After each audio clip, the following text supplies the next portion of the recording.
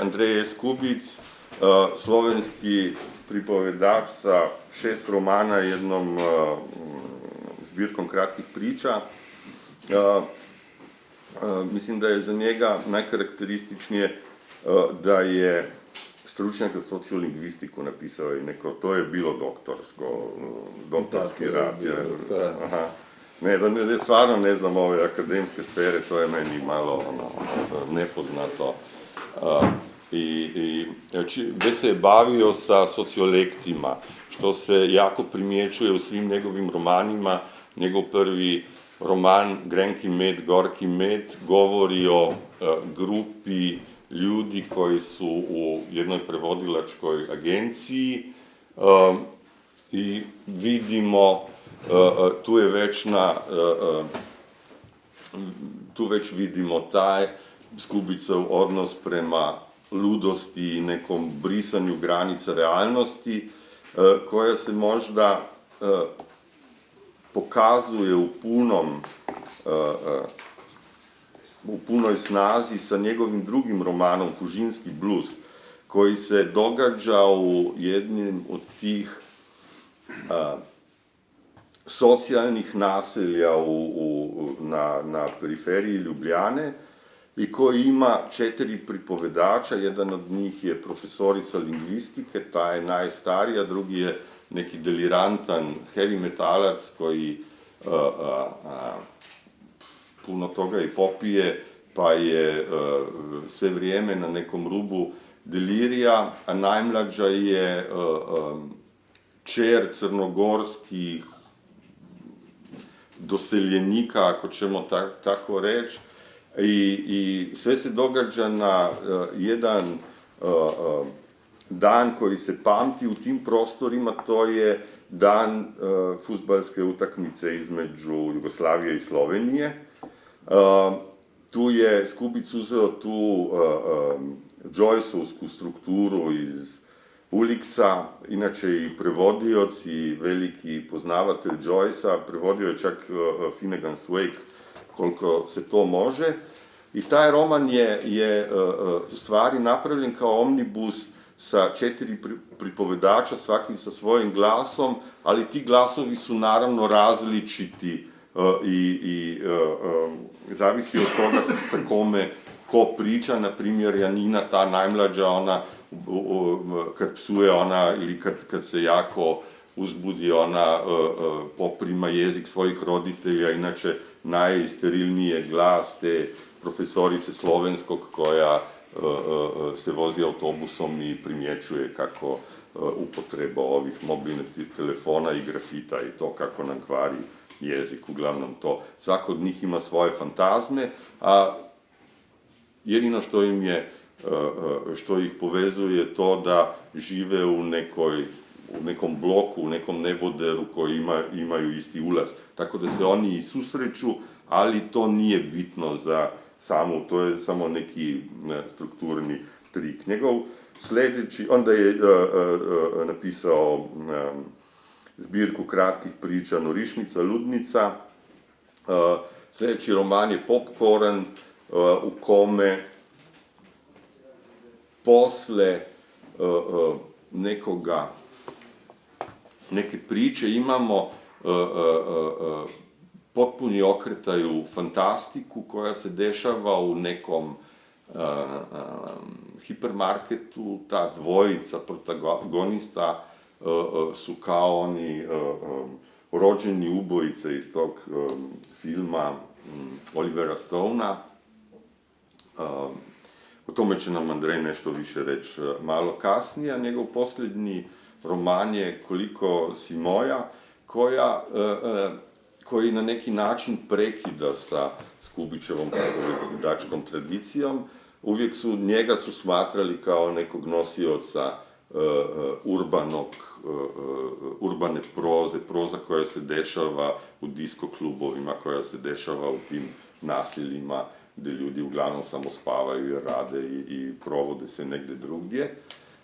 Ali tu je u tom posljednjem romanu došlo je do preokreta. Čovjek koji se bavi reklamom u nekoj reklamnoj agenciji naslijedi imanje na... On u stvari piše scenarije, Piše u filmu. Piše scenarije, to, mislim, copywriter je, da, mislim, scenarist. I odlazi tamo i mi vidimo da imamo posla sa čovjekom koji je kozmopolit, ali kad dođe u neku malu sredinu, počne se kao i svi, to je slovensko, previše slovensko bi rekli, svađa sa svima oko granica i dođe u sukob sa svima, a priča koja je ispod toga je priča o njegovom odnosu sa njegovom ženom, partnericom, s kojom su radili na tome da zatrudne, ali ona zatrudni, ali ne sa njim. I kako će on prihvatiti u stvari neku novu situaciju. Priskočio sam jedan roman, to je Lahko, oziroma Lahko, što je nemoguće prevesti sa jednom riječju. Može ili moguće, koji je u stvari reakcija na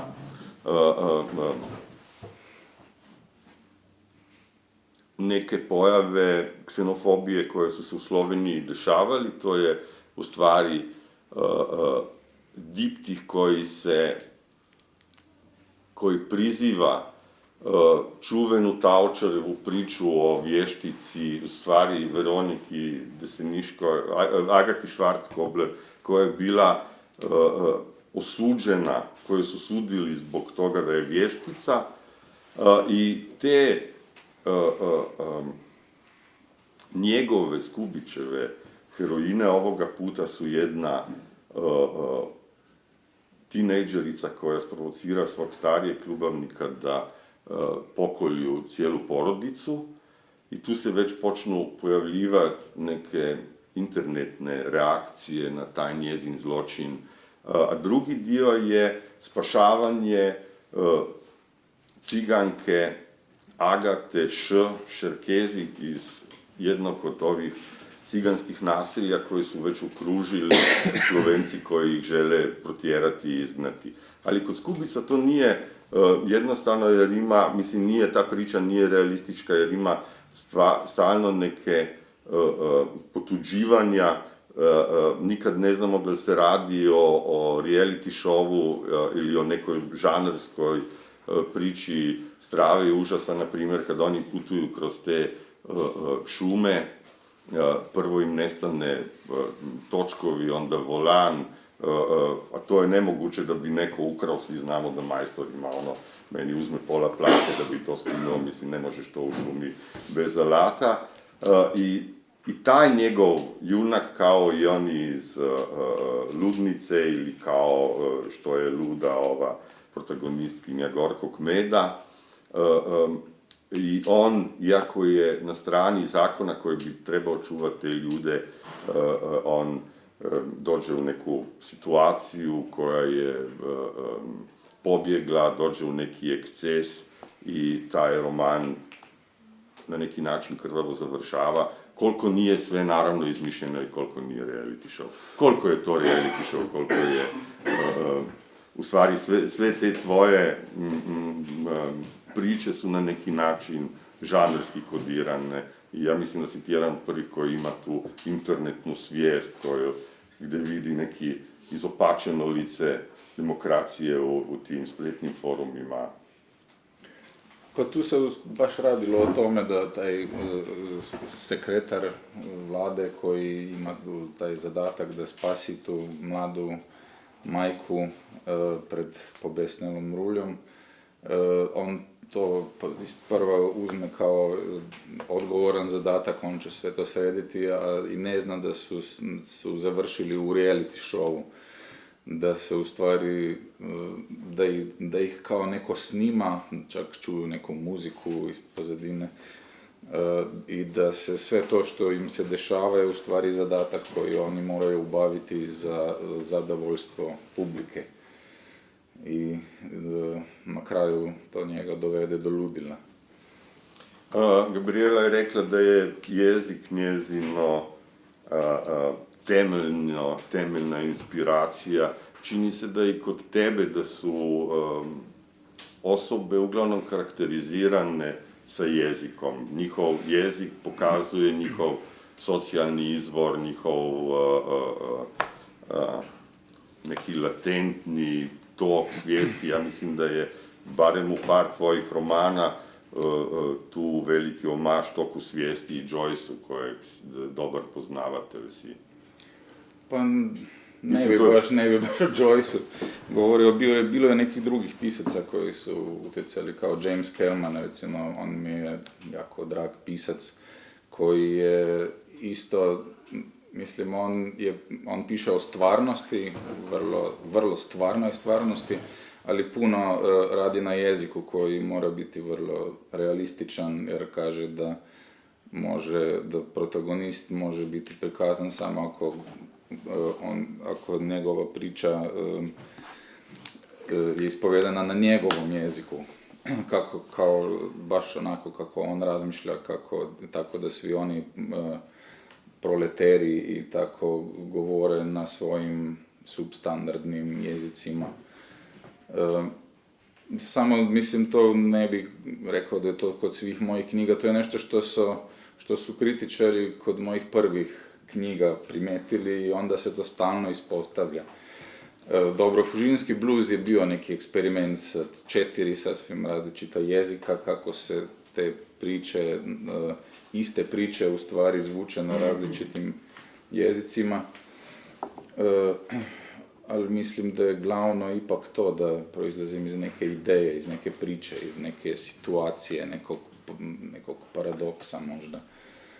Tako da je svaka knjiga je počela kao neka ideja, neka situacija, neki paradoks koji nisam mogao da izbacim iz glave, koji me je stalno pratio i onda sam ga polako razvio u neku priču. Kod Fužinskog bluza to je ta situacija, tih 4 pripovedača koji govore svaki svoj jezik. Kod Popcorna, recimo, to je bila situacija jednog isfrustriranog muškarca koji živi sam u jednom stanu i opsednut je idejom da je njegova komšinica kurva. Moram da kažem kurva, ne prostitutka, jer on uživa u toj ideji njenog greha i toga. Kod ovog Lahko, recimo, to je bila ideja, to se dešavalo za vreme afere Strojan, kad se stvarno to desilo da je bila proterana jedna romska porodica sa svoje vlastite zemlje i naša vlada je to, tako da je bila to desna vlada, je to podržala i onda sam ja razmišljao, dobro, šta će sad, neće ih nigde moći smestiti. Svuda će biti barikade i tako. I imao sam ideju, dobro, sad jedan mali vladini funkcioner mora da vozi jednu osobu i nigde je ne može smestiti, svuda su barikade. Kuda to vodi, ne? U stvari može da vodi samo u jednu šumu gdje će sve završiti kao jedan Blair Witch Project.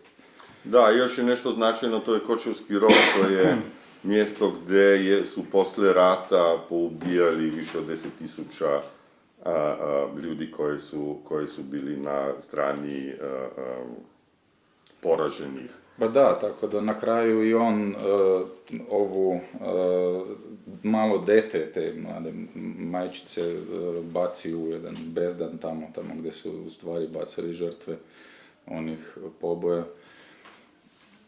Kod ove Koliko si moja, ta prva ideja je bila da je to neki čovjek koji će da tuži na sudu jednog svog komšiju zbog klevete. Iako zna da je u stvari sadržaj te klevete istinit, da znači da je taj komšija govorio istinu o njemu, samo on tu istinu o sebi ne može prihvatiti. I onda se iz toga razvijalo dalje, zbog čega se mi Slovenci najviše tužimo, obično zbog zemlje, zbog granice koje je pomerio tamo ogradu za pola metra tamo. I onda kad sam dalje razmišljao, sam došao na ideju da on ima i ženu i njegovu žensku je neko okupirao, otuđio mu je. To je knjiga o vlasništvu. Da, ali mislim zemlje, žene. na kraju je to postao ljubavni roman, iako to nije bio od početka. Da, ali kao što kaže naslov, to je, radi se o vlasništvu, koliko možemo imati i dom i drugog čovjeka i tako. Ali čini mi se ipak, da se vratimo jeziku, da si ti razinu tog književnog jezika, barem u replikama, u razgovoru, a i u načinu nekog rezoniranja, da si na neki način spustio, da si tu bio na neki način evolucionirao si jezik, da je bila ta razlika između zapisanoga i govorenoga bistveno manja nego što je bila ranije. Pa da, mislim da se i najkompleksnije stvari mogu reći na vrlo prostom jeziku i stvari može se ta kompleksnost izraziti na neke druge načine. I samom strukturom priče i dijalozima i to što u stvari svi radimo svaki dan i ipak se nađemo u nekim surrealističkim situacijama. Šta ćeš nam pročitati? Poslije ćemo još pitati da nešto, onda ćemo jednu malu pauzu. Pa dobro, to je jedan odlomak koji obično čitam, jer je nekako dosta slikovit. Znači, u toj priči se desi, to si već rekao na početku, da su oni baš radili na tome da naprave dijete, ali ona je zatrudnila sa svojim bivšim od svih mogućih ljudi, ne sa tamo nekim, nego baš sa bivšim. I on poludi, napusti je, ide u tu svoju staru kuću negdje na selu. I onda se oni ponovo sretnu, ne baš slučajno. I polako se ponovo nekako približavaju jedan drugome, dok je u stvari on na kraju ne na kraju, negdje na sredini priče, ne pozove da ona dođe kod njega tamo na selo. Ne znam koliko to za vas zvuči vjerovatno, u Sloveniji su svi to kupili, da se to može desiti. I onda on bi da brine za nju, zato što ima ona neke možda probleme sa, kao pretrage su pokazale da možda dete ima Downov sindrom i tako. On želi da bude uz nju. I onda to postane sve više komplicirano. To je jedan moment kad postane jako komplicirano. Prekine me čudno oglašanje iz kreta. Anja govori na glas, ker je okno ob strani hiše priprto, pa ve, da jo lahko slišim tudi tukaj, za mizo pod Marofom. Pa kaj je zdaj to? Pa zakaj je zdaj tako krvavim? Našpičem ušesa.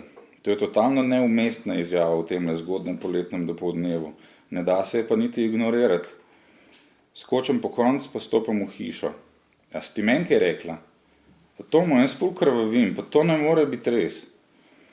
Ko pokukam skozi špajs v kopalnico, ima vrata odprta, pa proti meni moli kos kret papirja, ki ga rajš ne bi videl. Med rdečim so eni črni flekci. Fuck, babe, pa vam pa vsod kaj teče, pa kaj je tep normalno s takimi papirji okrog mahati? Pa se glih neka plasan, krvav je pa ful, prav. A te kaj boli? Nič. Zjava eno drugega. Anja odvrže papir, vzame drugega, se briše. Stoji tam ko lipa v bok. Pa kaj je to s to nosečnostjo, pa to ni res. Ne bi moglo biti kako drugače. Če bila zdaj v Ljubljani, bi imela 15 minut do bolnice, tako pa kdo si to mogel misliti? Pa se tudi tukaj ženske rojevajo, pa ne zganejo pri tem kakšnih takih dram. Rojevajo magar na nivi, ali pa vsej so včasih. Zakaj glih nama? Kaj vas zdaj, prav, mačva v bolnico? Ne vem, prav, Anja, oči ima čisto odsotne, zazrte nekam navznoter.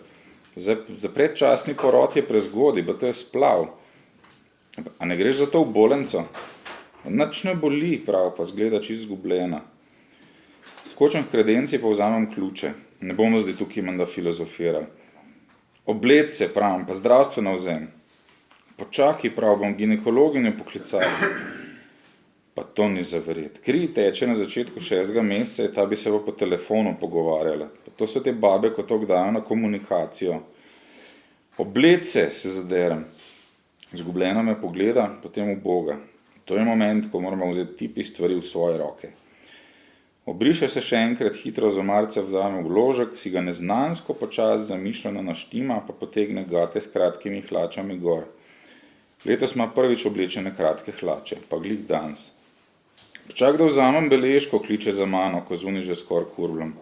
Dej jebi si mater, zaupijem. Čez 2 minuti zavijava od bajte dol proti teru. Menda sem pozabil za klenc, se spomnim, sam jebi ga. Ginekologinja prav, da prideva kar k nej, prav potem. Glih je v službi. Pa v Šiško? Ja, v Šiško, kam pa? Da sem tudi jaz mečkano zmeden. Ko se vozva, občasno pogledujem proti njenemu mednožju. Črne kratke hlače ima gor, tako da prav dosti verjetno niti ne bi videl, razen mogoče na belih nogah ali pa na sivem zicu. Ona menda sploh ne pogleda, sam strmi ven, tako da še zmer samo nečemu prisluškuje.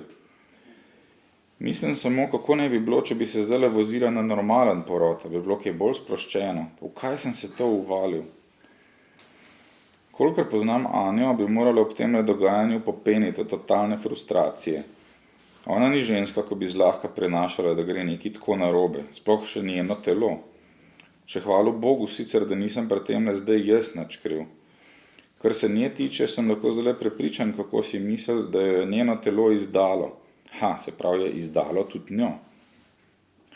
Bebica, drž se, zašepeta nenadoma, da jo ošinem s pogledom. Ne, še kar strmi ven, nič proti meni. Bebica, drž se, pa kaj se s tem svetom godi? Opcije. Avto iznenada raznese. Točno tukaj pa zdaj za mozirskim rondojem takoj zatušem, zraven pumpe, tako da se užge še ta, pa v eksploziji gresta v zrak še hofer, pa velika zadružna trgovina. Dosti je smrtnih žrtev, blago iz trgovin, pa kosi teles dežujejo po obrobju Mozirja, pa po celem travniku, skoraj do Savinje. Druga opcija. Ustaviti moram, ker ona ne zdrži več, kriči. Ona odbluzi čez travnike proti vodi, tam pade na velike granitne prodnike, pa nekaj časa v strahotni agoniji splavlja. Potem pač umre, ker se noben ne spozna, kako se da v takem primeru pomagati. Tretja opcija. Iz trebuha je nekako spravil vadete, ki je blazno razvito za svoje tedne, pa vse preseneti svojo sposobnostjo preživetja. Boja za isto, pa razžiranja več nadstropij stropov s svojimi izjemno jedkimi izločki. Sledijo 3 sequeli, pa 2 združitvi s franšizo Predatorja. Četrta opcija. Vse skupaj se izteče brez bistvenih sprememb, to je vse samo za mojo zabavo, pa ženske mi dokažejo, da roditi sploh ni tako simpel, kot si mi tipi mislimo. No, tu vidimo, da je tip... da je tip mačoiden, da je nesposoben nekog sučutja do nekog ključnog događaja u njegovom životu, ali ti si to isto žanrski kodirao, mislim, ako imaš 4 različite mogućnosti, to znači da su to 4 različita žanra u koje može ta priča. Pa dobro, mislim, on je filmski scenarista, sad je u jako teškom stresu i kad vozi njemu sve to ide u glavi šta se sad dešava, u kojoj je sad on u stvari priči i tako. I na kraju vidimo da je u ljubavnoj priči. Da.